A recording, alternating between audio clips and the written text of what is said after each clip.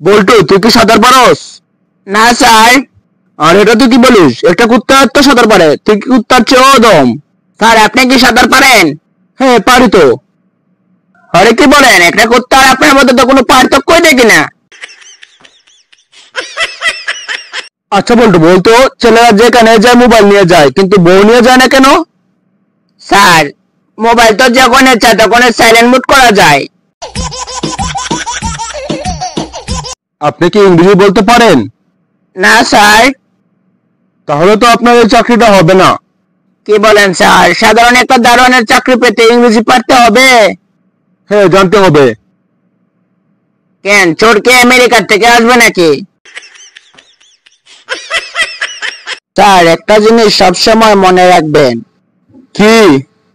যে মোরগ দৌড়ের মাঝে সেরা আর সবচেয়ে বেশি দৌড়ায় তার কাছ থেকে কখনো ডিমের আশা করবেন না। বল্টু, তুই বড় হয়ে কি হবি? স্যার আমার অনেক দিনের স্বপ্ন, আমি বড় হয়ে গবেষক হব। খুব ভালো একটা কথা তো। তো কি গবেষণা করবি বলতো দেখি? স্যার কি গবেষক হব তাই নিয়ে তো গবেষণা করতেছি।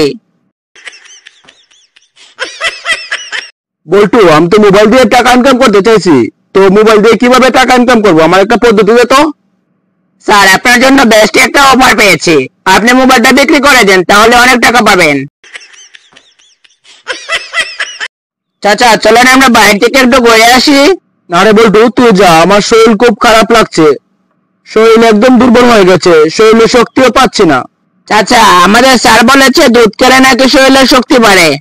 ও তাই নাকি? তাহলে তোর শাশুড়ি ডাকবে। আরে আমি তোরে বলতেছি, তোর শাশুড়ি ডাকবে, ডাক দিয়ে ফ্রিজ থেকে দুধ বের করে গরম করতে বল। ভাই ক্ষুধার জ্বালা ভালো লাগতেছে না, 5টা টাকা দেন। তোকে লজ্জা শরম কিছু নাই, হাত পা ভালো থাকার পরেও তুই আমার কাছ থেকে ভিক্ষা চাইছিস 5 টাকা? দূর হলা, তোর কাছ থেকে 5 টাকা নেওয়ার জন্য কি আমি হাত পা ভাঙতে হবে নাকি? চাচা আজকে আমি একটা সরকারি চাকরি পাইছি। বেশ তো ভালো হয়েছে।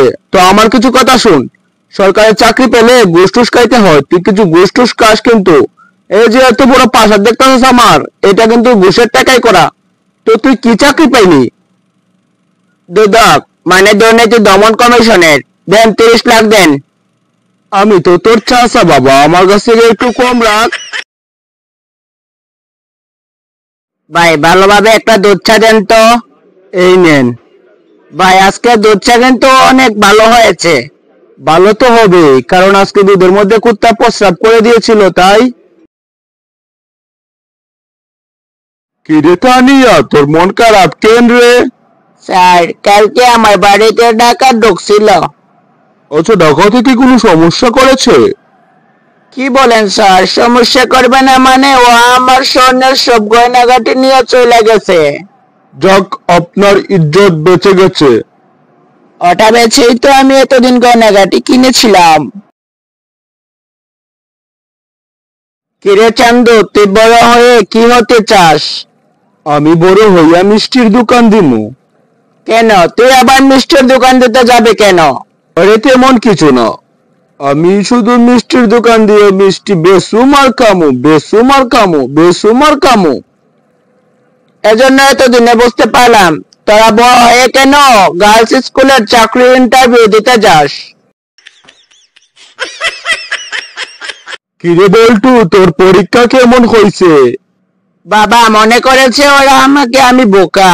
ওরা যা প্রশ্ন করেছে তা কিছুই আমি বুঝতে পারিনি, আর আমি যা প্রশ্নের উত্তর দিয়েছি তা কিছুই হয়তো ওরা বুঝতে পারবে না। কিরে বল্টু, কালকে বুঝি তোর বাবা ব্যাংক ডাকাতি করতে ধরা পড়েছিল? হ্যাঁ বড় ভাই, ঠিক শুনেছেন। তোর বাপ তো চিনা জানা মানুষ, তাহলে ধরা পড়লোটা কিভাবে? আর বললেন না, যে ব্যাংক থেকে বাবা টাকা ছিনতাই করে নিয়ে এসেছিল সেই ব্যাংকে আবার গিয়েছে সকালবেলা টাকা জমা দেওয়ার জন্য। বল্টু, তুই কখনো বোকা আর গাধার লোকেদের সাথে কথা বলবি না। কেন স্যার? বোকা আর গাধা লোকেদের সাথে কথা বললে তুইও তাদের মতন হয়ে যাবি। ঠিক আছে স্যার, আজ থেকে আমি আপনার সাথে আর কথা বলবো না। কিরে বল্টু, তোর মন খারাপ কেন? আর বলিস তারে দোস্ত, কালকে আমার বাবা আমাকে খুব মেরেছে। কেন, তুই কি অপরাধ করেছিল নাকি? না, অপরাধ করি নাই, আমি শুধু আমাদের বাসার সাইডে দেয়ালের মধ্যে প্রস্রাব করেছিলাম, আর সেখানে আমার নামটাও লিখে দিয়ে এসেছিলাম। তাহলে তো মারবেই। আরে না বেটা, এটার জন্য আমাকে মারেন নাই। তাহলে? আমার হাতের লেখা সুন্দর ছিল না, তার জন্য মেরেছে। ভাই, আমি অন্ধ, আমারে কিছু দেন। আপনি যে অন্ধ এটা আমি বুঝবো কিভাবে? ওই যে দূরে কুকুরটা বসে রয়েছে, তাকে তুমি দেখেছো? হ্যাঁ দেখেছি। কিন্তু আমি ওটা দেখতে পাচ্ছি না। জানোস দোস্ত, আজকে আমি 2টা ডলফিন মাছ কিনে এনেছি। একটার নাম রেখেছি একটা, আর একটার নাম রেখেছি 2টা। এরকম অদ্ভুত অদ্ভুত নাম তুই কেন রাখলি? আরে বেটা, বুঝতে পারস নাই? একটা মরে গেলে তারপরে মনটা বুঝাতে পারবো আমার 2টা ডলফিন মাছ আছে, আর 2টা মরে গেলে তারপরে মনটাকে বুঝাতে পারবো আমার একটা ডলফিন মাছ আছে। সো ভিউয়ার্স, আজকের জন্য ভিডিও এটুকু। যারা যারা এখনো চ্যানেলটি সাবস্ক্রাইব করেননি অবশ্যই সাবস্ক্রাইব করে আমাদের পাশে থাকবেন, আর আপনার মতামতটি সুন্দর করে কমেন্টে জানিয়ে দেন। ভালো লাগলে একটি লাইক করেন। ধন্যবাদ।